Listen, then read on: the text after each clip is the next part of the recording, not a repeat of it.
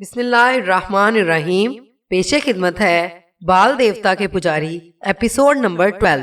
ایک شخص محمد بن بکران جو مسجد ابراہیم میں خطیب تھا، وہ بیان کرتا ہے کہ اس نے محمد بن احمد نحوی سے ذیل کی روایت سنی جو خود اس کے لفظوں میں نقل کی جاتی ہے۔ اس کا کہنا ہے کہ ایک مرتبہ میں قاضی ابو عمرہ عثمان ابن جعفر ابن شازان کے ساتھ حضرت ابراہیم علیہ السلام کے مقبرے کی زیارت کو گیا۔ ہم وہاں 3 دن کی مدت کو مقیم رہے، جبکہ چوتھے دن قاضی بن عمرو نے حضرت اسحاق علیہ السلام کی بیوی حضرت رقبہ کی قبر کے مقابل کتبے کے پاس جا کر حکم دیا کہ اسے دھویا جائے تاکہ اس کی تحریر صاف ہو جائے، اور مجھ سے کہا کہ جو کچھ پتھر پر کندہ ہے اس کی کاغذ کے ایک تختے پر جو میں اپنے ساتھ لایا تھا نقل اتار لوں۔ پھر اسے لے کر وہ رملہ آیا اور جملہ زبانوں کے جاننے والوں کو جمع کیا کہ جو کچھ لکھا تھا اسے پڑھیں، لیکن کوئی اس کا مطلب نہ سمجھ سکا۔ البتہ وہ سب متفق تھے کہ کتبہ قدیم یونانیوں کی زبان میں ہے، اور یہ کہ اسے اگر کوئی پڑھ سکتا ہے تو وہ حلب کا ایک شیخ ہے۔ چنانچہ قاضی بن عمرو نے خاص طور پر شیخ موصوف کے پاس آدمی بھیجا، ان سے درخواست کی کہ وہ رملہ تشریف لائیں۔ جب وہ آ گیا تو حلب سے جو شخص آیا وہ قبرسن تھا، اور اس نے جو ترجمے کے طور پر اس تحریر کی املا لکھوائی وہ کچھ اس طرح تھی: خدائے عز و جل سبحانہ معبود و ہادی قدیر و قوی کے نام سے، تحقیق یہ ڈھیری اس کتبے کے مقابل ہے۔ رب کا زوجہ اسحاق علیہ السلام کی قبر ہے، اور اس کے برابر خود اسحاق علیہ السلام کی، اور اس کے سامنے حضرت ابراہیم خلیل اللہ کی، اور جو مشرق کی طرف اس کے مقابل ہے ان کی بیوی سارہ کی قبر ہے، اور آگے بڑھ کر حضرت ابراہیم علیہ السلام کے پہلو میں یعقوب علیہ السلام اور ان کے متصل زوجہ یعقوب علیہ السلام لیا کی قبر ہے۔ مورخ ابن عساکر تحریر کرتا ہے کہ احادیث کی ایک کتاب میں اس نے حسب ذیل تحریر دیکھی۔ اسے نقل کرتے ہوئے وہ کہتا ہے، حضرت خلیل اللہ کی مسجد مبارک کا آواز روایت کرتا ہے کہ محمد بن احمد بن علی جعفر عنبری سے، جس نے خود سنا اسے ابو بکر سے، اور وہ کہتا تھا حضرت ابراہیم علیہ السلام کا مزار جس جگہ دیکھا جاتا ہے مجھے یقین حاصل ہے کہ ان کی قبر ہے، کیونکہ میں نے اسے اور حضور کے جسد مبارک کو بچشم خود دیکھا۔ اور اس کا واقعہ یہ ہے کہ میں نے زر کثیر بقدر 4000 دینار اس مقدس مقام اور اس کے محافظوں پر خرچ کیا، اس امید پر اللہ سبحانہ کی رضامندی حاصل ہو، اور میں یہ بھی چاہتا تھا کہ حضرت ابراہیم علیہ السلام کی قبر کے متعلق جو کچھ سنا تھا اس کی پوری طرح تصدیق ہو۔ چنانچہ جب میرے تقوی، فیاضی اور ان لوگوں کے ساتھ حسن اخلاق اور مدارات اسی قسم کی باتوں سے ان محافظین حرم کے دل مٹھی میں آ گئے، تو میں نے اس شے کی حقیقت معلوم کرنے کی تدبیر کی جو میرا دلی مقصد تھا۔ اور ایک دن جب ہم سب ایک جگہ جمع تھے، میں نے ان محافظوں سے کہا، میرا دل چاہتا ہے کہ تم سے اس غار کے دروازے پر لے چلنے کی درخواست کروں تاکہ میں اندر اتر سکوں اور اپنی آنکھوں سے حضرت ابراہیم علیہ السلام اور دوسرے پیغمبروں کی قبروں کا مشاہدہ کروں۔ محافظوں نے جواب میں کہا، ہم تمہارے لیے ایسا کرنے پر ضرور آمادہ ہوں گے، کیونکہ ہم پر تمہارے بہت سے احسان ہیں، لیکن اس وقت باہر کے زائرین برابر آ رہے ہیں اور یہ بات ممکن نہیں، مگر تم جاڑے کے آنے تک صبر کرو۔ چنانچہ جب جنوری کا مہینہ آیا تو میں پھر ان کے پاس گیا، لیکن انہوں نے کہا، ابھی ہمارے پاس ٹھہرو تاکہ برف گرنے لگے۔ پس میں ان کے پاس برف باری کی ضمانت تک رہا، اور اس تک جب زائرین اور مسافرین کی آمد موقوف ہو گئی تو محافظ مجھے ایک پتھر کے پاس لے گئے جو حضرت ابراہیم خلیل اللہ اور حضرت اسحاق کی قبروں کے تعویذوں کے درمیان رکھا ہے۔ اسے انہوں نے الگ اٹھا لیا، اور ان میں سے ایک شخص نے جو بہت اچھا آدمی اور صاحب اعمال حسنہ تھا میری رہنمائی کے لیے اترنے پر تیار ہوا، پھر نیچے اترا اور میں اس کے پیچھے پیچھے اترا۔ ہم 72 سیڑھیاں اترے، یہاں تک کہ دائیں جانب ایک جگہ پہنچے جہاں پتھروں کے بڑے ٹکڑوں سے بنا ایک چبوترا نظر آیا، اور اس پر ذرا اونچائی پر کپڑا تھا، جیسے بازاروں اور دکانوں پر سائبان ڈال لیتے ہیں۔ اس پر ایک کبیر سن مرد کا جسم تھا جو چت لیٹا ہوا تھا، جس کی داڑھی لمبی اور رخساروں پر گھنی تھی، اور سبز رنگ کے کپڑے پہنے ہوئے تھے۔ اس شخص نے مجھ سے کہا، یہ حضرت اسحاق علیہ السلام ہے۔ پھر ہم کسی قدر اور آگے چلے اور پہلے سے بڑے چبوترے کے پاس آئے جس پر اسی طرح ایک مرد بزرگ چت لیٹا ہوا تھا کہ دراز سنی سے اس کے سینے کے بال تک سفید تھے، سر، داڑھی، ابرو کے بال اور پلکیں بھی سفید تھی۔ وہ بھی سبز لباس میں تھا جس نے اس کے جسم اور تابوت کے بڑے حصے کو ڈھانپ رکھا تھا، اور ہوا سے اس کے سفید بال ادھر ادھر اڑنے لگے تھے۔ اس شخص نے مجھ سے کہا، یہ ابراہیم خلیل اللہ ہیں۔ میں خدائے عز و جل کی حمد کرتا ہوا سجدے میں گر پڑا، جس نے مجھے ایسی چیز دکھائی۔ پھر ہم آگے بڑھے اور دوسرے تابوت کے پاس، جو پہلے سے قدرے چھوٹا تھا، جس میں ایک مرد ضعیف لیٹا ہوا تھا۔ تمازت آفتاب سے اس کا رنگ سنولا گیا تھا اور داڑھی گھنی تھی۔ اس کے جسم پر بھی سبز کپڑے اسے ڈھکے ہوئے تھے۔ اس شخص نے مجھ سے کہا، یہ حضرت یعقوب علیہ السلام ہے۔ پھر ہم دائیں جانب گویا حرم کے اندر جانے کے لیے پلٹے۔ محمد العنبری کہتا ہے، اس جگہ پہنچ کر ابو بکر نے مجھ سے کہا کہ یہ قصہ یہیں ختم کر دینا چاہیے۔ چنانچہ میں اس کے پاس سے اٹھ کھڑا ہوا اور ہماری ملاقات، جو کچھ وہ سنا رہا تھا، وہ بات بھی ختم ہو گئی۔ لیکن اس کے بعد فرصت ملتے ہی میں خود مسجد ابراہیم یعنی ہبرون گیا، اور مسجد میں پہنچ کر میں نے اس شخص کا حال دریافت کیا جس نے یہ قبریں دکھائی تھیں۔ لوگوں نے کہا کہ یہ درست ہے۔ ناصر خسرو روایت کرتا ہے کہ اس کا سلسلہ روایت کعب احبار تک پہنچتا ہے کہ سب سے پہلے حضرت سارہ کا جبرون میں انتقال ہوا، وہ دفن کی گئی، اور پھر خود حضرت ابراہیم علیہ السلام نے رحلت فرمائی اور حضرت سارہ علیہ السلام کے برابر دفن کیے گئے۔ پھر حضرت اسحاق علیہ السلام کی بیوی ربکہ، اور اس کے کچھ مدت بعد حضرت اسحاق علیہ السلام کا انتقال ہوا اور پاس پاس دفن کر دیے گئے۔ پھر حضرت یعقوب علیہ السلام نے وفات پائی تو غار کے دھانے کے قریب رکھے گئے۔ بعد میں ان کی بیوی لیا کا انتقال ہوا۔ مشہور سیاح ناصر خسرو نے بہت پہلے یعنی 1447 میں حضرت یوسف علیہ السلام کی لہد سے متعلق لکھا کہ وہ ہبرون شہر کے حرم کے مغرب کے رخ پر ہے۔ اس لہد کا سب سے پہلے انکشاف 10ویں صدی کے اوائل میں ہونا بیان کیا جاتا ہے۔ اس کا جو کچھ حال مشہور سیاح مجیر الدین نے لکھا ہے، اس کا ترجمہ کچھ اس طرح ہے۔ مجیر الدین ہبرون شہر اور حضرت یوسف علیہ السلام کی قبر سے متعلق لکھتا ہے، حضرت یوسف علیہ السلام کی قبر اس قطعہ میں ہے جو حضرت سلیمان کے بنائے ہوئے احاطے یعنی حرم کے باہر رہ گیا ہے۔ خود یہ قبر حضرت یعقوب علیہ السلام کی قبر کے مقابل اور ان کے آبائے کرام حضرت ابراہیم علیہ السلام اور حضرت اسحاق علیہ السلام کی قبروں کے قریب ہے۔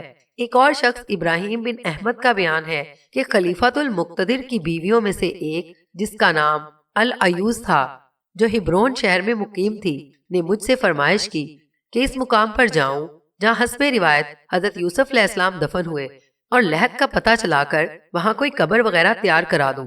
چنانچہ ابراہیم بن احمد مزدوروں کو لے کر روانہ ہوا اور وہ اس جگہ کو معلوم کرنے لگا جس کے متعلق مشہور تھا کہ وہاں حضرت یوسف علیہ السلام دفن ہے، اور یہ احاطے کے باہر حضرت یعقوب علیہ السلام کی قبر کے مقابل ایک جگہ تھی جسے حضرت ابراہیم علیہ السلام بن احمد نے ایک کھیت کے مالک سے خرید لیا اور اسے کھدوانا شروع کیا۔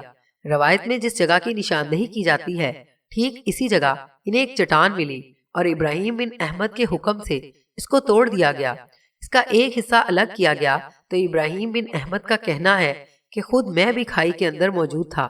مزدور نے پتھر کا ٹکڑا جو اٹھایا تو ناگہاں ہمیں حضرت یوسف علیہ السلام کا جسد مبارک نظر آیا کہ حسن و جمال ویسا ہی دلکش دل ربا تھا جیسا کہ ہمیشہ سے ہم سنتے آئے تھے۔ یہ صورتحال دیکھتے ہوئے اس کا کہنا ہے کہ میں نے مزدوروں سے کہا کہ چٹان کے ٹکڑے کو اپنی جگہ اس طرح رکھ دیں جیسا کہ وہ پہلے تھا۔ پھر مجیر الدین لکھتا ہے، بعد ازاں انہوں نے وہ گنبد بنوا دیا جو اب تک موجود ہے تاکہ حضرت یوسف علیہ السلام کے اس جگہ دفن ہونے کی تصدیق ہو جائے۔ یہ گنبد حضرت سلیمان علیہ السلام کے احاطے کے باہر مغربی جانب بنا ہوا ہے اور اس مدرسے کی حدود میں داخل ہو گیا ہے جو الملک الناصر کے نام سے موسوم تھا اور آج کل القلعہ کہلاتا ہے۔ اس کا دروازہ منڈی میں کھلتا ہے اور خواجہ سرا کے چشمے، جسے عین توامیر کہتے ہیں، وہاں سے راستہ جاتا ہے۔ اسی دروازے سے مذکورہ بالا گنبد کی طرف آیا جاتا ہے اور یہاں کے مزار یعنی حضرت یوسف علیہ السلام کی قبر کی زیارت کے لیے لوگ بکثرت آتے جاتے رہتے ہیں۔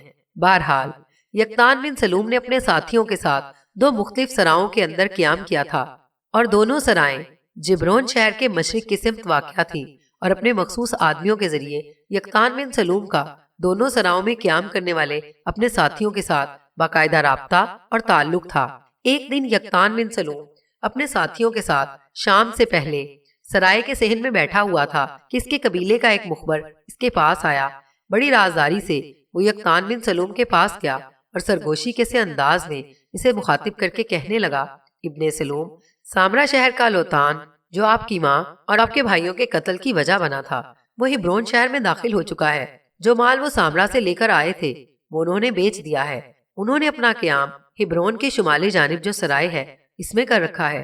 اب وہ سرائے کی طرف چلے گئے ہیں رات وہیں بسر کریں گے، آرام کریں گے، اور کل جو سامان وہ ہبرون شہر سے خریدنا چاہتے ہیں خرید کر واپسی کا رخ اختیار کریں گے۔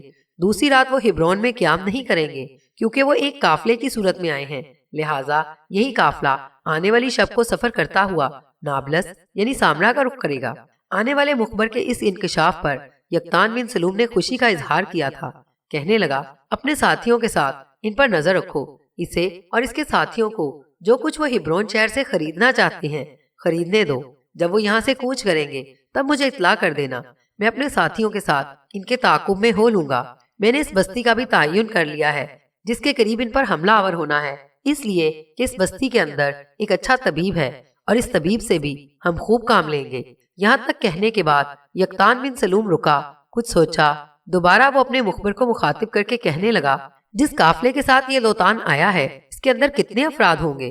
اس پر وہ مخبر کچھ سوچتے ہوئے کہنے لگا، میرے خیال میں 10-12 آدمیوں کا قافلہ ہے، ہر آدمی کے پاس 2 اونٹ ہیں جن پر وہ سامان لاد کر لائے ہیں، اور اپنے انہی اونٹوں کے ساتھ وہ واپسی کا سفر اختیار کریں گے۔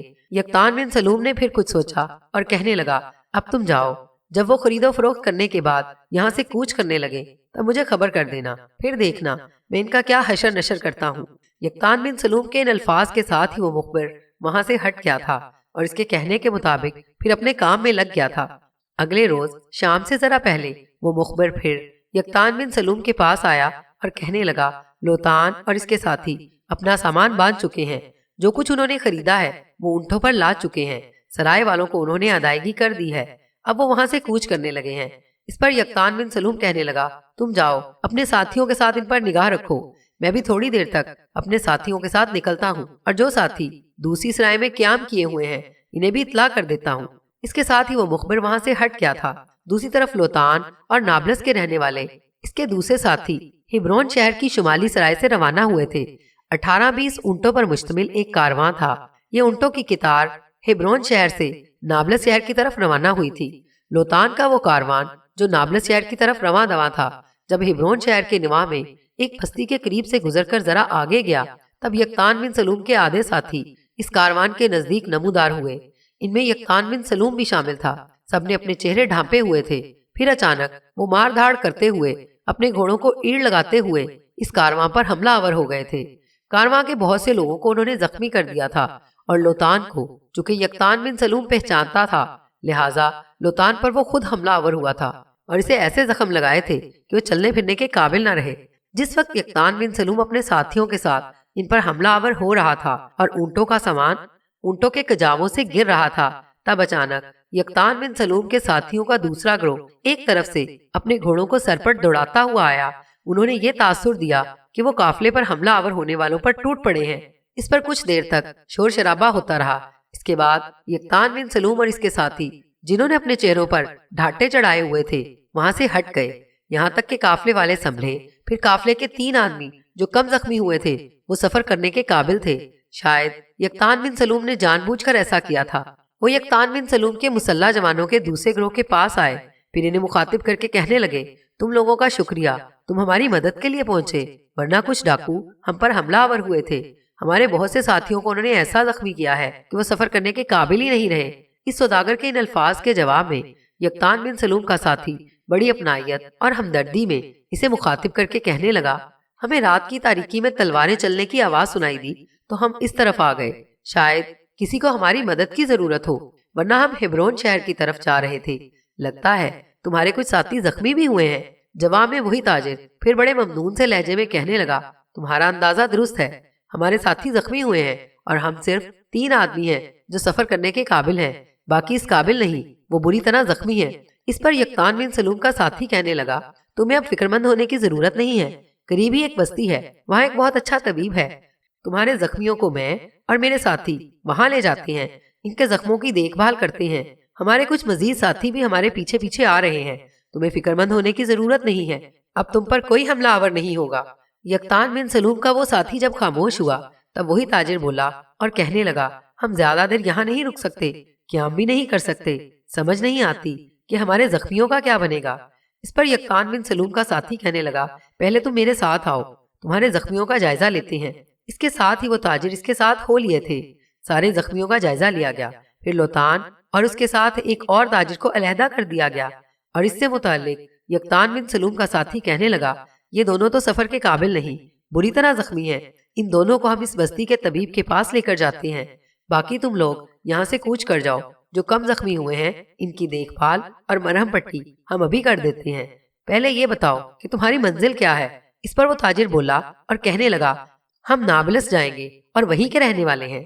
جواب میں یقطان کا ساتھی پھر بولا اور کہنے لگا، اگر یہ بات ہے تو پھر تم یہاں سے کوچ کر جاؤ، جو تمہارے دو ساتھی زیادہ زخمی ہیں انہیں ہم طبیب کے پاس لے جاتے ہیں، ان کی دیکھ بھال کرتے ہیں، انہیں شاید چند دن یہاں قیام کرنا پڑے، تاہم تم نابلس جا کر ان کے لواحقین کو اطلاع کر دینا تاکہ وہ یہاں آئیں اور انہیں آ کر لے جائیں، اتنے دن تک یہ چلنے پھرنے کے قابل بھی ہو جائیں گے۔ اس پر وہ تاجر خدشات کا اظہار کرتے ہوئے کہنے لگا، اگر راستے میں وہ ڈاکو ہم پر دوبارہ حملہ آور ہو گئے تو پھر؟ جواب میں یقطان کا ساتھی پھر کہنے لگا، اس سلسلے میں تمہیں فکر مند ہونے کی ضرورت نہیں ہے، میں اور میرے کچھ ساتھی یہیں رہیں گے، ہمارے ساتھی جو ہمارے پیچھے پیچھے آ رہے ہیں وہ تمہیں اپنے ساتھ لے جائیں گے اور بحفاظت نابلس پہنچا کر آئیں گے، اس حفاظت کا اگر تم کوئی اجر دینا چاہو تو تمہاری مرضی ہے، اگر تم کچھ نہ بھی دینا چاہو تو ہم تم سے مانگیں گے نہیں۔ وہ تاجر خوشی کا اظہار کرتے ہوئے کہنے لگا، اگر تمہارے ساتھی ہمیں بحفاظت نابلس تک چھوڑ آئیں تو ہم انہیں اچھا خاصا معاوضہ دیں گے۔ جواب میں وہ خوش ہو گیا تھا۔ اتنی دیر تک ایک طرف سے یقطان بن سلوم کے دو ساتھی بھی نمودار ہوئے تھے جو یقطان بن سلوم کے ساتھ قافلے پر حملہ آور ہوئے تھے، تاہم ان میں یقطان بن سلوم نہیں تھا۔ انہیں دیکھتے ہی یقطان بن سلوم کا ساتھی کہنے لگا، لو ہمارے دوسرے ساتھی بھی آ گئے ہیں، تم لوگ ان کے ساتھ کوچ کر جاؤ، تمہارا زیادہ دیر یہاں قیام کرنا درست نہیں ہے، جو تمہارے ساتھی ہیں انہیں ہم طبیب کے پاس لے جاتے ہیں، ان کا سامان بھی تم لے جاؤ۔ اس پر ان تاجروں نے اس سے اتفاق کیا تھا۔ پہلے ان تاجروں کے زخموں کی دیکھ بھال کی گئی جو کم زخمی ہوئے تھے، پھر وہ تاجر وہاں سے کوچ کر گئے تھے، جبکہ یقطان بن سلوم کے کچھ ساتھی ان کی حفاظت کے لیے ان کے ساتھ ہو لیے تھے، جبکہ یقطان بن سلوم کے دوسرے ساتھی لوتان اور اس کے ساتھیوں کو لے کر قریبی بستی میں داخل ہوئے۔ طبیب کا انہوں نے پوچھا، پھر طبیب کے گھر پہنچ کر دروازے پر دستک دی۔ طبیب ایک بوڑھا شخص تھا، اس نے اپنے گھر کا دروازہ کھولا، تب یقطان بن سلوم کا ساتھی کہنے لگا، محترم، کچھ تاجر ہیبرون سے نابلس کی طرف سفر کر رہے تھے کہ راستے میں کچھ ڈاکو ان پر حملہ آور ہوئے، جن میں یہ دو بہت زخمی ہوئے، آپ ان کے زخموں کی مرہم پٹی کا سامان کریں، اس کے لیے ہم آپ کو خوب معاوضہ دیں گے۔ طبیب نے خوشی کا اظہار کیا تھا، اس نے لوتان اور اس کے ساتھی کے زخموں کا جائزہ لیا، زخموں کو صاف کیا، اس پر مرہم پٹی کر دی، اور یقطان بن سلوم کے ساتھیوں کو مخاطب کر کے کہنے لگا، اگر یہ لگاتار 3-4 روز تک اسی طرح مرہم پٹی کراتے رہے تو ان کے یہ زخم ٹھیک ہو جائیں گے۔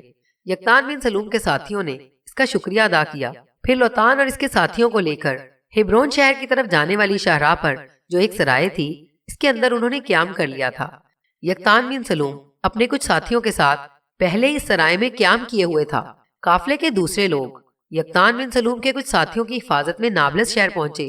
سب سے پہلے وہ سیدھے بازار میں جو لوتان اور اس کے باپ انوس کی دکانیں تھی اس سمت گئے۔ اونٹوں کی قطار کو بھی دکان کے سامنے کھڑا کر دیا گیا۔ پھر ایک تاجر جس وقت انوس کی دکان کی طرف بڑھا تو انوس اسے دیکھتے ہوئے دکان سے نکل آیا تھا۔ وہ شاید انہیں پہچان چکا تھا کہ وہ لوتان کے ساتھی سوداگر ہیں۔ انوس جب قریب آیا تو وہ تاجر انوس کو مخاطب کر کے کہنے لگا، انوس، ہم تمہارے لیے ایک بری خبر لے کر آئے ہیں۔ ہیبرون شہر سے مال خریدنے کے بعد جس وقت ہم نابلس شہر کا رخ کیے ہوئے تھے، کچھ راہزن اور بٹ مار ہم پر حملہ آور ہوئے۔ ہماری قسمت اچھی تھی کہ اس وقت جبکہ راہزن ہم پر حملہ آور ہوئے تھے اور لوٹ مار کر رہے تھے اور زخموں پر زخم لگا رہے تھے، نابلس کی طرف سے ہیبرون کی طرف جانے والی شاہراہ پر کچھ مسلح جوان نمودار ہوئے جنہوں نے ہماری مدد کرتے ہوئے ان راہزنوں پر حملہ کر دیا۔ راہزن بھاگ گئے۔ اس طرح آنے والوں نے ہماری مدد کی۔ لوتان اور ایک ساتھی تاجر بری طرح زخمی ہوئے ہیں اور ان دونوں کو ہیبرون شہر کی ایک نواحی بستی کے طبیب کے پاس زیر علاج رکھا ہوا ہے۔ جو مسلح جوان ہمیں ساتھ لے کر آئے ہیں یہ وہی ہیں جنہوں نے ہمیں راہزنوں سے نجات دی۔ ہم تم سے یہ کہنے آئے ہیں کہ تمہارا بیٹا لوتان اس وقت زخمی ہے، لہٰذا تم اس کی طرف جاؤ اور اسے اپنے ساتھ گھر لے آؤ۔ میرے خیال میں تمہارے جانے تک وہ اس قابل ہو جائے گا کہ سواری پر سفر کر سکے۔ یہ سامان کے جو تمہارے 2 اونٹ ہیں انہیں بھی سنبھالو۔ ہم اب جاتے ہیں۔ یہ مسلح جوان جو ہمارے ساتھ آئے ہیں یہاں قیام نہیں کریں گے۔ ان کا کہنا ہے کہ یہ واپس اپنے ساتھیوں کی طرف جائیں گے، اس لیے کہ ان کے کچھ ساتھی تمہارے بیٹے اور دوسرے تاجر کی حفاظت کر رہے ہیں اور طبیب سے اس کی دیکھ بھال اور مرہم پٹی کا سامان کر رہے ہیں۔ اگر تم اپنے بیٹے کی طرف جانا چاہتے ہو تو ان مسلح جوانوں کے ساتھ ہو لو، یہ تمہیں بحفاظت وہاں پہنچا دیں گے۔ یہ ساری تفصیل جان کر انوس فکر مند ہو گیا تھا۔ کہنے لگا، تم تھوڑی دیر رکو، میں اپنے دوسرے بیٹے کو بلاتا ہوں تاکہ وہ دکان پر بیٹھے۔ اس کے ساتھ ہی انوس مڑا بھاگا بھاگا دکان کے پشتی حصے کی طرف گیا جہاں اس کی رہائش تھی۔ اپنے دوسرے بیٹے کو بلا کر لایا، شاید اس نے اسے ساری تفصیل بتا دی تھی۔ پہلے دکان میں کام کرنے والے مزدوروں کے ساتھ سارا سامان اتار کر انہوں نے دکان میں رکھا۔ انوس نے دکان میں اپنے دوسرے بیٹے کو بٹھایا اور خود وہ تاجروں کے ساتھ آنے والے نوجوانوں کے ساتھ ہبرون کی طرف روانہ ہو گیا تھا، جبکہ دوسرے تاجر اپنے اونٹوں کو لے کر اپنی اپنی رہائش گاہوں کی طرف چلے گئے تھے۔